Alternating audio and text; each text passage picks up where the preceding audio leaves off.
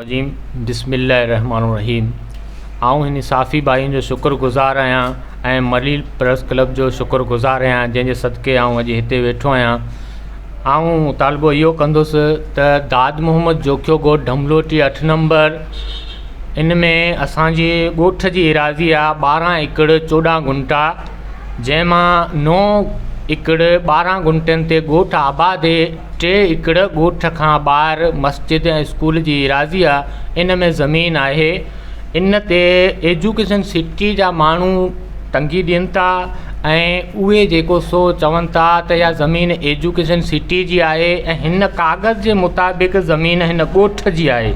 असां ॻोठाणे खे उन में न काठी वढणु ॾियनि था, न ई रस्तो ॾियनि था ऐं बल्कि असां उते जा हिकिड़ी झूपड़ी बि अॾाई त असांखे उहा किराए ॾिनी वई ऐं FIR कई वई।